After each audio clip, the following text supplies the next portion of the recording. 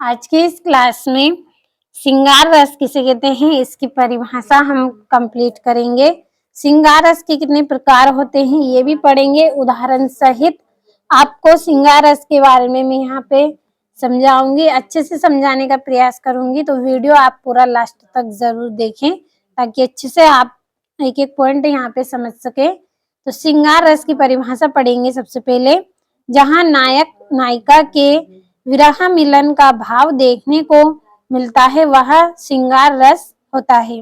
क्या होता है श्रृंगार रस? जहाँ नायक नायिका के विरह मिलन का भाव देखने को मिलता है वह श्रृंगार रस होता है। अब देखिए यहाँ पे नायक नायिका लिखा है, किसी का नाम हम यहाँ पे नहीं लिख सकते हैं, इसलिए यहाँ पे नायक नायिका का प्रयोग किया गया है।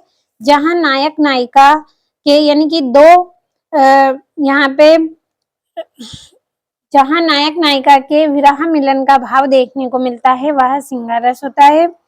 यह कितने प्रकार का होता है? यह दो प्रकार का होता है। पहला है आपका संयोग श्रृंगार रस। पहला क्या है? संयोग श्रृंगार रस। और दूसरा है वियोग श्रृंगार रस।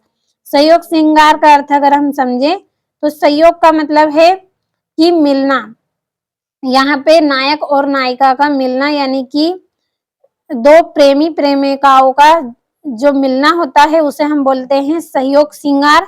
और वियोग श्रृंगार किसे कहते हैं? जहां प्रेमिका और इन दोनों का क्या होता है, वहां पे वियोग होता है, यानी कि जो बिछड़ना होता है उसे कहते हैं हम वियोग श्रृंगार। तो दोनों की परिभाषा समझ लेते हैं।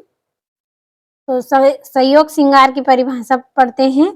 जहां नायक नायिका के मिलन का भाव देखने को मिलता है वह संयोग श्रृंगार होता है।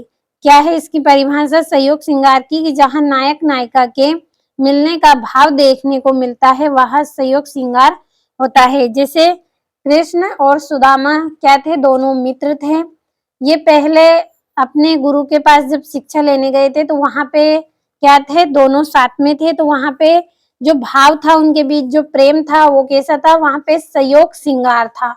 वहां पे कौन सा भाव देखने को मिला है? संयोग श्रृंगार, यानी कि जो मित्रता का जो प्रेम था उनके बीच, वहां पे कौन सा भाव देखने को मिला है? संयोग श्रृंगार, यानी कि वहां पे जो मिलने का भाव उनका देखने को मिला है। लेकिन जैसे ही वे उनकी शिक्षा पूरी होने के बाद वे अपने अपने घर गए थे तो वहां पे जब आपस में श्री कृष्ण और सुदामा जब अलग हुए तो वहां पे कौन सा भाव देखने को मिला है? वहां पे हमें भाव देखने को मिला है वियोग श्रृंगार, यानी कि बिछड़ने का भाव हमें वहां पे देखने को मिला है। तो समझ में आया होगा आपको। संयोग श्रृंगार वियोग श्रृंगार किसे कहते हैं? संयोग का मतलब है कि मिलना और वियोग का मतलब है कि बिछुड़ना। तो यहाँ मैंने आपको कृष्ण सुदामा का उदाहरण देके बताया है, आप किसी के भी उदाहरण से यहाँ पे समझ सकते हैं। जहाँ नायक नायिका के मिलन का भाव देखने को मिलता है वहां संयोग श्रृंगार होता है। तो यहाँ पे अगर कृष्ण सुदामा साथ है तो क्या है? संयोग श्रृंगार है, यानी कि मिलन का भाव देखने को मिल रहा है। इसी तरह से राम और सीता एक साथ है तो क्या है? मिलने का उनका भाव यहाँ पे देखने को मिल रहा है, संयोग श्रृंगार है। अब यहाँ पे उदाहरण है आपका, देखी सिय शोभा सुखु पावा हृदय सराहत वचु न आवा। दूसरा उदाहरण लिखा है यहाँ पे, मेरे तो गिरधर गोपाल दूसरा ना कोई, जाके सिर मोर मुकुट मेरो पति सोई। तो आप यहाँ पे मैंने आपको दो उदाहरण बताए हैं। अगर आपको दूसरे अगर सरल उदाहरण लगते हो, अगर आपको पता हो तो आप वो भी लिख सकते हैं, लेकिन मैंने आपको यहाँ पे दो उदाहरण बताए हैं। अपने हिसाब से भी आपको अगर कुछ उदाहरण आते हैं तो वो आप लिख सकते हैं। अब वियोग श्रृंगार किसे कहते हैं इसकी परिभाषा भी देख लेते हैं।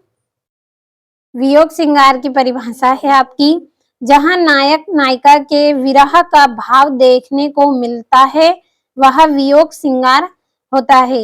जहां नायक और नायिका के विरह यानी कि बिछड़ने का भाव हमें देखने को मिलता है वह क्या होता है? वियोग श्रृंगार होता है। वियोग का मतलब है कि बिछुड़ना या फिर दूर दूर होना। तो आप यहाँ पे देख सकते हैं उदाहरण के द्वारा अगर हम देखें तो जब सीता जी का हरण होता है तो उस समय जो सीता जी हैं वो किससे बिछुड़ रही हैं? राम से बिछुड़ रही है। राम से वो वहां पे दूर हो रही हैं। तो वहां पे उस समय हमें कौन सा भाव देखने को मिलता है? वियोग श्रृंगार का भाव हमें देखने को मिलता है। समझ में आया होगा आपको अच्छे से। मैंने आपको संयोग श्रृंगार में कृष्ण और सुदामा के बारे में बताया था।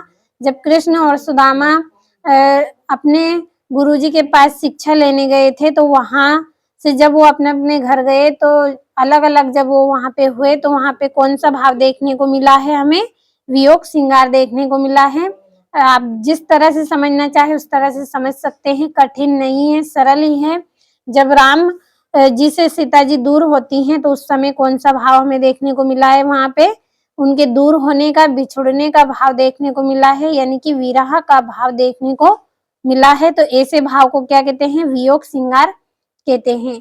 उदाहरण है आपका, हे खग मृग हे मधुकर श्रेणी, तुम देखी सीता मृग नैनी, यानी कि जो राम भगवान है वो सबसे पूछ रहे हैं, जंगल के जो पशु पक्षी है उन सभी से पूछ रहे हैं, नदियों से, झरनों से, वृक्षों से, सभी से पूछ रहे हैं कि हे खग हे मृग मधुकर श्रेणी, तुमने सीता को देखा है जिसके नैन कैसे, जिसकी आंखें कैसी हैं, एकदम मृग नैनी यानी कि हिरण के समान उसके जो नेत्र हैं, ऐसी सीता को तुमने देखा है? इस तरह से वे वहां पे सबसे पूछ रहे हैं। तो वहां पे उस समय जो भाव देखने को मिला है वो कैसा भाव है? विरह का मिला है, यानी कि दूर होने का भाव वहां पे देखने को मिला है। इस तरह से मैंने दूसरा उदाहरण भी लिखा है, कहेऊ राम वियोग तव सीता, मोह कहू सकल भय विपरीता।